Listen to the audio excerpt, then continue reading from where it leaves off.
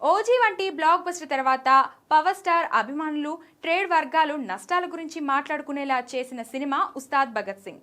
Gabbar Singh combination ను repeat చేస్తూ భారీ అంచనాల మధ్య వచ్చిన హరీష్ శంకర్ తెరకెక్కించిన ఈ సినిమా ఆశించిన స్థాయిలో ఆడియన్స్ ను మెప్పించలేకపోయింది. దీంతో పవన్ ఫ్లాప్ లిస్ట్ లోకి వెళ్లిపోయింది ఉస్తాద్. మార్చి 19న ఉగాది సందర్భంగా రిలీజ్ అయిన ఈ సినిమా దాదాపు 140 కోట్ల షేర్, 250 కోట్లకు పైగా gross collection break even target గా థియేటర్లో రిలీజ్ అయింది. కానీ కనీసం 100 కోట్ల గ్రాస్ కూడా కలెక్ట్ చేయలేకపోయింది.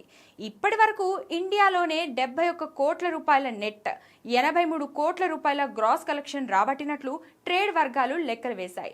మొత్తంగా ఓవర్సీస్ కలెక్షన్స్ కలిపి వరల్డ్ వైడ్ గా 95 కోట్లకు పైగా గ్రాస్ వసూలు రాబట్టింది. దీంతో విడుదలైన అన్ని ఏరియాల్లోనూ దాదాపు నష్టాలు మిగిల్చింది ఉస్తాద్. ఇప్పుడు ఈ సినిమా థియేట్రికల్ రన్ దాదాపుగా ముగిసినట్టే. ఓవరాల్ గా చూసుకుంటే Ustaad Bhagat Singh break even target లో సగం కూడా రికవరీ చేయలేకపోయింది. దీంతో ఈ మూవీ నిర్మాతలకు దాదాపు 70 నుంచి 80 కోట్ల వరకు నష్టాలను మిగిల్చే ఛాన్స్ ఉన్నట్లుగా చెప్తున్నారు. అయితే OTT rights, satellite rights, audio right, dubbing rights ద్వారా మేకర్స్ కొంతమేరకు సేఫ్ జోన్ లోకి వచ్చి ఉండొచ్చని ట్రేడ్ వర్గాలు భావిస్తున్నాయి. ఏదేమైనా పవన్ కళ్యాణ్ కెరియర్ లో మరో బిగ్గెస్ట్ డిజాస్టర్ గా నిలిచింది ఉస్తాద్ భగత్ సింగ్.